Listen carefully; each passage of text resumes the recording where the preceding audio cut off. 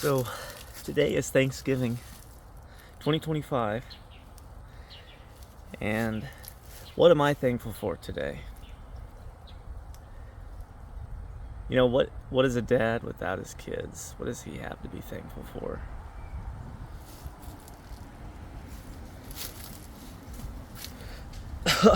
You know, Especially on this day, which more than anything, it's a time to spend with your family and get together with family you haven't seen in a while and have everybody all in one place. Um, so that adds even a further element of missing you guys to it.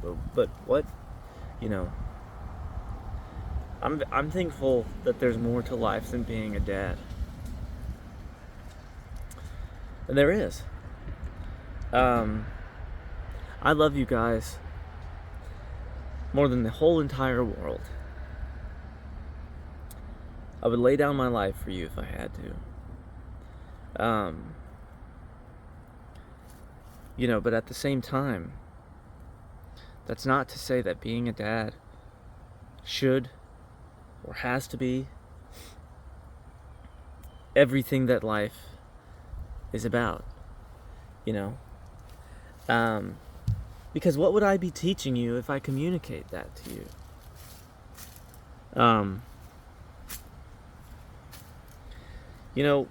I want you both to realize that you can love without having to make the object of your love your entire reason for being. And there are going to come times in life when you're tempted to feel that way. You're going to have to break up with a girlfriend, Everest, because you move across the country or something. You're going to have a girlfriend leave you, Ember. You'll have a boyfriend break your heart. Or maybe you'll have some kind of unrequited love. Or, God forbid, even worse, maybe you have a child die. Maybe your baby is stillborn. Maybe your baby has SIDS. Maybe your kid runs out in the street and gets hit by a car. Now, if I were to tell you that the object of your love, even the object which you give the most love to, should be everything you put your reason for being in, then what am I telling you? I'm telling you that this table only has one leg. If you kick it out, then what? The logical conclusion being that you have nothing left to live for, that you might as well die, right? But don't ever let life be that way. Ironically, if I can teach you, one of the, and I think I've said this before, one of the primary things I want to teach you in these videos that are necessitated by my absence is I want to teach you the lessons I'm learning from having to be absent. And what I'm learning now is that there's more to be grateful for than any one thing, even if it's the thing you're most grateful for in life. So,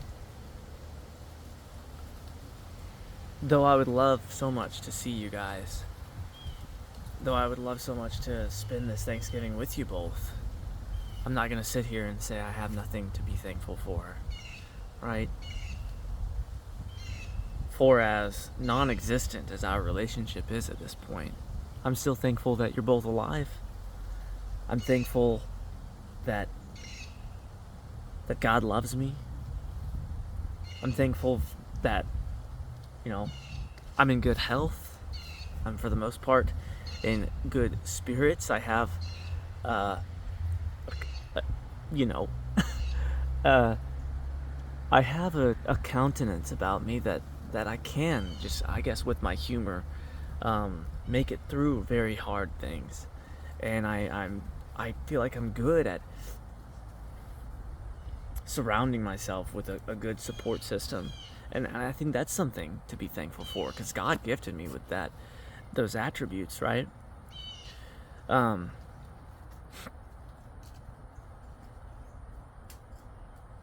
back to the table analogy is,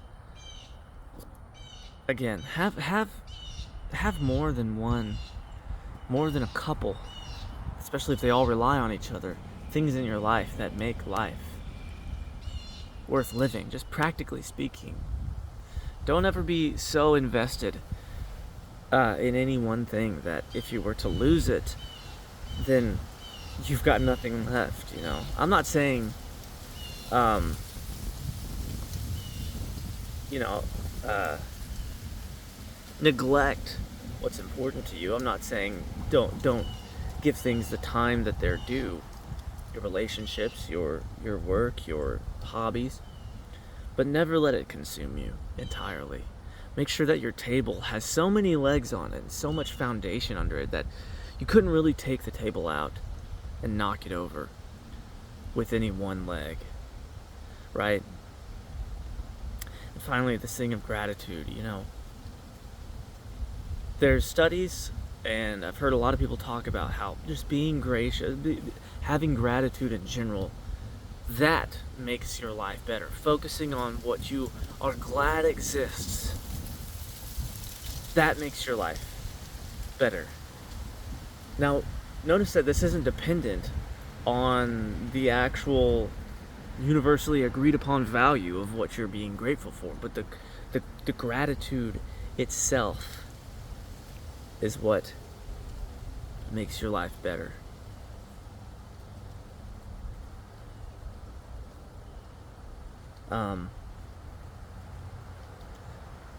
And so, yeah, I guess what I'm trying to communicate to you is what I'm going through, what I'm walking through, an absolute tragedy? Yes. Yes.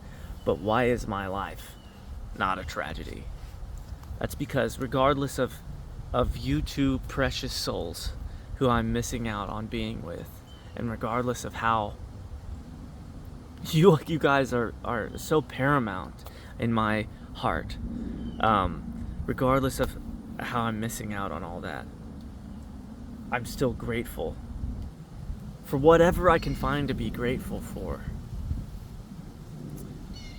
And I try in my best to add things to the best of my ability that I could be grateful for.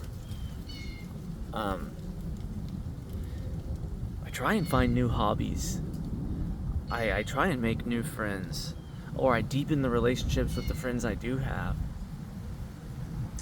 I want you guys, when you're older, to always be able to say, I love my child to death, but if my child were to be taken from me by cancer, I could still live on.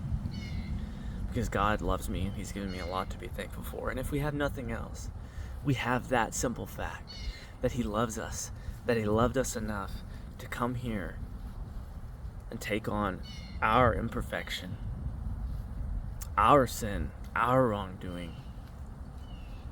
Take the punishment for that so that we could be in communion and relationship with Him. And let's be honest,